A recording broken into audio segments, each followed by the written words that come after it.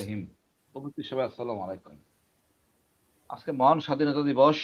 এই দিবসের গত রাতে 25 তারিখ রাতে যে নিজস্ব বাঙালির উপর ঝাঁপায় পড়ে পাকিস্তানিরা, অসংখ্য লোক মারা যায়। আজকের এই দিনই মনে হয় ম্যাক্সিমাম মারা যায়, এই সংখ্যা যাই হোক, ম্যাক্সিমাম দিনই মারা যায়। বিশ্বাস অবিশ্বাস এসে দাঁড় করায় এই দিনটায়। এবং শহীদ জিয়া আগামীকাল 27 তারিখ, 27 তারিখ উনি স্বাধীনতার ঘোষণা দেন। একটা শপথ পাঠ করা বাহিনী প্রধান, উনি এই ঘোষণাটা দেন, যেটা দেওয়ার কথা তার না। সে শপথ নেওয়া পাকিস্তান রক্ষা করার জন্য, সেই দায়িত্ব পালন করতেন শহীদ জিয়া। একজন নেতা, আওয়ামী লীগের নেতা, যে কোনো সারির নেতা শেখ মুজিবুর রহমান অনুমতি নিয়ে দিতে পারতেন, অন বিহাফ অফ দেন, সবাই পলায়। এবং আমরা জানি যে টেপ রেকর্ডার নিয়ে তাজউদ্দিন সাহেব বুঝলেন, কথা ভাষণ দেন, আমাদের পক্ষে উনি তাও করেন নাই। উনি একজন ভাগুরা নেতা বলি আমি, ভাগুরা নেতা। আমাদের দেশে এইটা খুব বেশি, নিরীহ জনগণকে সামনে ঠেলে দেয়, নেতারা পিছনে থাকে, আরামায়েশে থাকে। হুম। তাই হয়েছে ৭১টা। তারপরে দেখেন এই স্বাধীনতা দিবস ঘোষণা কত বড় একটা রিস্ক, ঝুঁকি, যে দেয় সে জানে। তো এই ঘোষণা তো সাধারণ মৌখিক ঘোষণা দিলাম, আসলে তা না। এর মধ্যে অনেক কিছু লুকানো। যে নিজের অধিনায়ককে ক্যান্টনমেন্টে ঢুকে, ক্যান্টনমেন্টে, ওরা কিন্তু ক্যান্টনমেন্টের বাইরে ছিল, এট বেঙ্গলটা। আপনি যদি দেন হালিশহর, হালিশহর ১৬ শহর, ১৬ শহর ওই এলাকায় ছিল। ওখান থেকে উনি আবার ক্যান্টনমেন্টে যান, নিজের অধিনায়কের বাসায় যেয়ে অধিনায়ককে গ্রেপ্তার করে নিয়ে আসে। কতখানি সাহসের দরকার, দেশপ্রেমের দরকার, ভালোবাসা দেশের জন্য। আমরা, উনি কিন্তু আসার সময় ম্যাডাম খালেদা জিয়ার সাথে দেখা করেও আসেন নাই, বলেও আসেন নাই। হুম। সেই ঘোষক, তাকে আমরা কতভাবে অপমানিত করছি। আমার কষ্ট লাগছে যখন কালকে একটা পরশু দেখলাম মানিক, কালা মানিক জামিন পাইছে।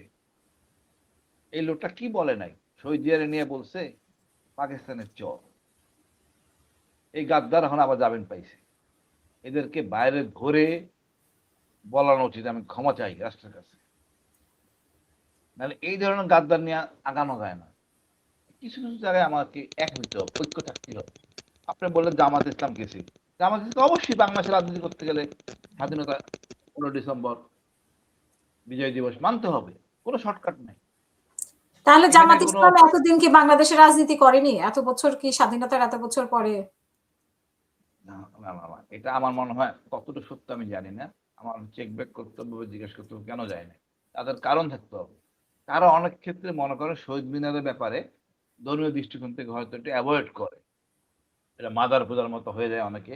অনেকে আবার শিখা ও নির্বাণ পছন্দ করে না, তারা আগুন জ্বলে, অগ্নি পূজা দেয়। আমাদের ভিতরে কিন্তু ঢুকে গেছে। তারপরেও আমরা বলবো, বাংলাদেশের রাজনীতি করতে গেলে আপনাকে স্বাধীনতা এবং বিজয় দিবস দুইটা পালন করতেই হবে, রাষ্ট্রীয় দিবস। এখানে কোনো মাপ নাই। আবার আমরা আরেকটা আছে আমাদের ২১শে ফেব্রুয়ারি, এটাও মানতে হবে। না করে এক উপায় নাই। আপনার ভুল করে থাকে আগের দেশে, অবশ্যই সুযোগ আছে না, যেহেতু সংশোধন। জামাতকে বলা হয় যে যাই হোক বলা হয় যে স্বাধীনতা যুদ্ধের বিপক্ষে ছিল। তো সেই দলটি আজকে আবার সে মানে যারা শহীদ হয়েছে তাদেরকে শ্রদ্ধা জানাতে গেছে। তো বা বিষয়টা হুম। স্বাধীনতার পক্ষে কি শেখ হাসিনার স্বামী ছিল?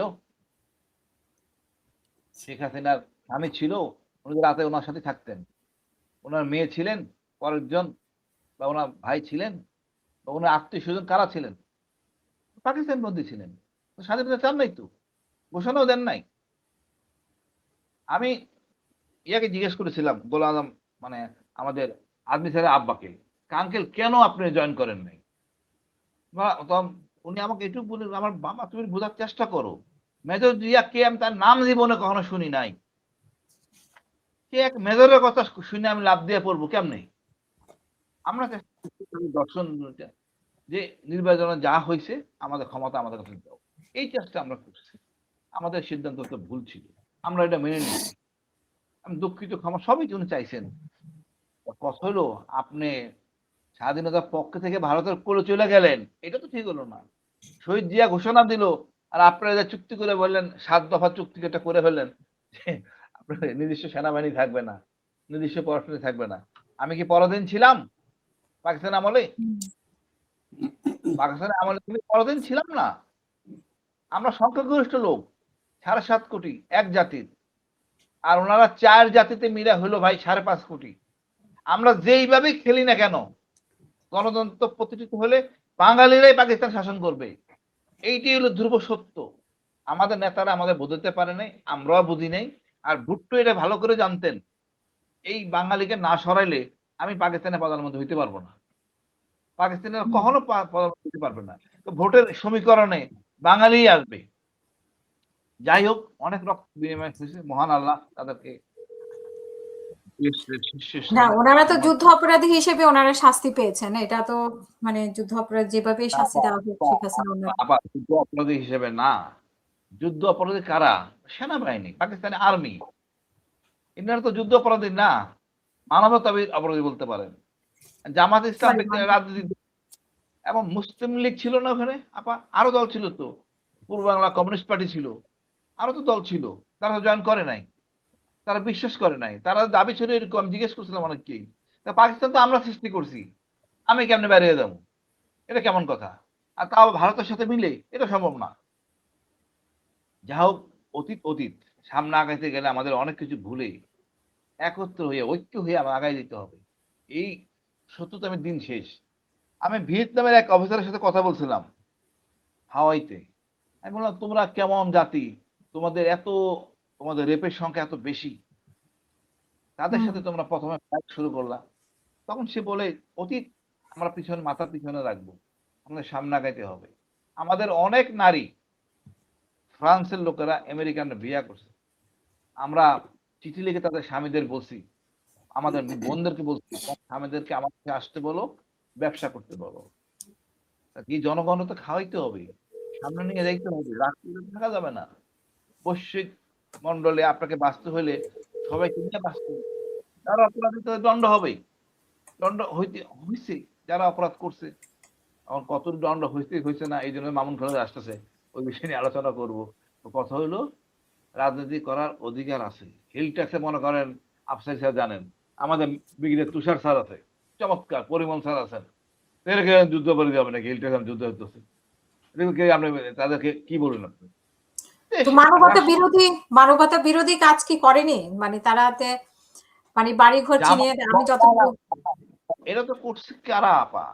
পাকিস্তানের বেতনভুক্ত কর্মচারী আল শামস, রাজাকার। জামাত কি করছে? তখনকার জামাত কি করেছে? জামাত রাজনৈতিক দল আপা। আমি পড়াশোনা অনেক করছি, রাজনৈতিক দল, তাদের নিজের বেতন দিয়ে রাজনীতি করছে। জামাত তো তার দলের অংশগ্রহণ না, তখন তো শিবির ছিল না।